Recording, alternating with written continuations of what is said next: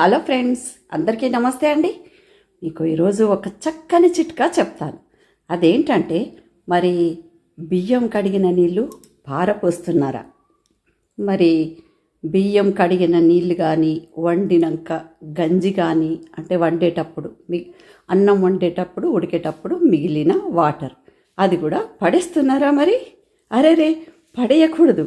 మీకు చక్కని చిట్కా ఈ విధంగా నేను చెప్తాను, వినండి. మరి బియ్యం కడిగిన నీళ్ళు ఇలా కూడా వాడొచ్చని తెలుసా మీకు? మరి బియ్యం నీటిలో ఉండే విటమిన్లు, ఖనిజాలు, స్టార్చ్ని మన ఆరోగ్యానికి మాత్రమే కాదు, మన అందాన్ని పెంచుకోవడం నుంచి కిచెన్ని శుభ్రం చేయడానికి కూడా సహాయపడుతుంది. అన్నం వండే ముందు బియ్యాన్ని కడిగి కాసేపు నీటిలో నానబెట్టి ఆ తర్వాత వండుకుంటూ ఉంటాము. అయితే దాదాపు అందరూ బియ్యం కడిగిన తర్వాత ఆ నీటిని పారబోస్తూ ఉంటారు.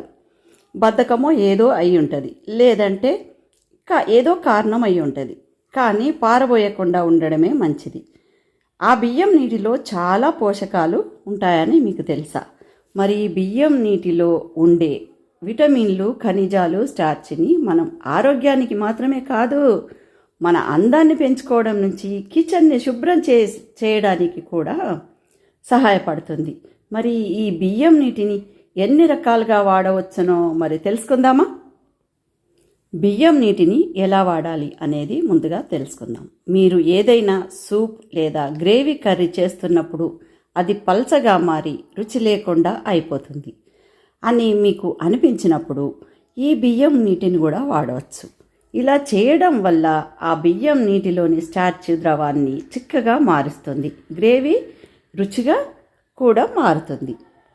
మరి రోటి పిండి అంటే చపాతీ పిండి, రోటి ఏదైనా పిండి కలుపుకోవడానికి మీ రోటీలు మృదువుగా, రుచిగా, మరింత పోషకమైనవిగా ఉండాలంటే సాధారణంగా నీటిని ఉపయోగించకుండా మరి బియ్యం నానబెట్టిన తర్వాత లేదా ఉడకబెట్టిన తర్వాత మిగిలిన ఉన్న వాటర్ని అంటే నీటిని ఉపయోగించండి. దీనిలో ఉండే స్టార్చ్, విటమిన్లు, ఖనిజాలు పిండిని మెరుగుపరుస్తాయి. దీని కారణంగా రోటీలు మృదువుగా ఉంటాయి. పిండిని పిసికి కలుపుతున్నప్పుడు నీటికి బదులుగా బియ్యం నీటిని జోడించండి. ఈసారి అనవసరంగా అనుగుణంగా నెమ్మదిగా వేసి పిండిని బాగా పిసికి కలుపు. తర్వాత దానికి మూత పెట్టి 10-15 నిమిషాలు పక్కన పెట్టండి. తద్వారా పిండి గట్టిపడుతుంది. మరి ఇడ్లీ, దోశ పిండిలో కూడా ఈ బియ్యం నీటిని వాడవచ్చు. ఇడ్లీ, దోశ పిండి త్వరగా సరిగ్గా ఏర్పడాలంటే అంటే బియ్యం నానబెట్టిన తర్వాత లేదా ఉడకబెట్టిన తర్వాత మిగిలి ఉన్న నీటిని ఉపయోగించండి. ఆ నీరు ఏంటంటే సహజంగా పులియబెట్టే ఏజెంట్గా పనిచేస్తుంది. మరి ఇది పిండి బాగా పులియబెట్టడానికి సహాయపడుతుంది. మీకు పిండి పులియలేదు అని, పులువదేమో అన్న డౌట్ వచ్చినప్పుడు ఇలాంటి చిట్కా ఉపయోగించండి.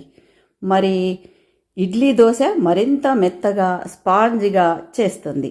మీరు ఇడ్లీ లేదా దోశ పిండిని తయారు చేస్తున్నప్పుడు మరి గ్రైండ్ చేస్తున్నప్పుడు నీటికి బదులుగా కొద్దిగా బియ్యం నానబెట్టిన నీటిని జోడించండి.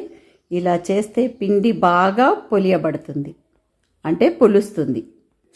మరి ఒకటి ఏంటంటే, పకోడీలు చేయడానికి మీరు పకోడీలు చేసే సమయంలో ఏదైనా పిండి ఆధారిత వంటకం క్రిస్పీగా, రుచిగా ఉండాలని మీరు కోరుకుంటే నీటికి బదులుగా బియ్యం నానబెట్టిన లేదా ఉడకబెట్టిన అంటే గంజి, మనం వార్చే అవసరం ఉన్నప్పుడు గంజి, అది తర్వాత మిగిలి ఉన్న నీటిని ఉపయోగించండి.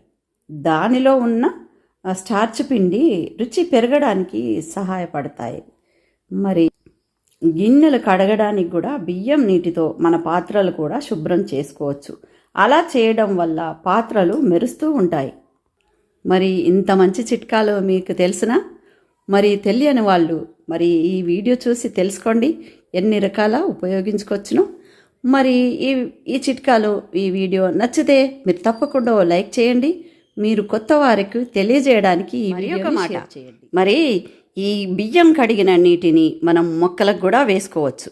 మరి గంజిని మరి చాలా అంటే అలనాటి రోజుల్లో తలంటు పోసుకోవడానికి, తల స్నానం చేసుకోవడానికి గంజినే ఉపయోగించేవారు పెద్దలు.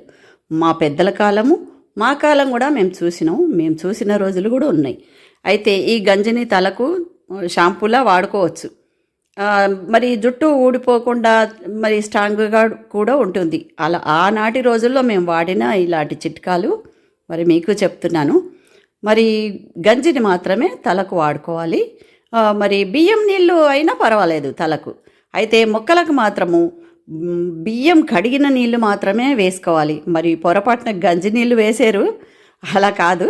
మరి ఈ విధంగా ఈ చిట్కాలు మీరు మరి తెలుసుకోండి. మీకు ఈ వీడియో నచ్చితే తప్పకుండా మరి మీ ఫ్రెండ్స్కి షేర్ చేయండి. కొత్తవారు సబ్స్క్రైబ్ చేసుకోండి. మరి ఇంత చక్కని చిట్కాలు చెప్పినందుకు నాకు లైక్ వేసుకోండి. మరి థ్యాంక్ యూ అండి. Thank you so much.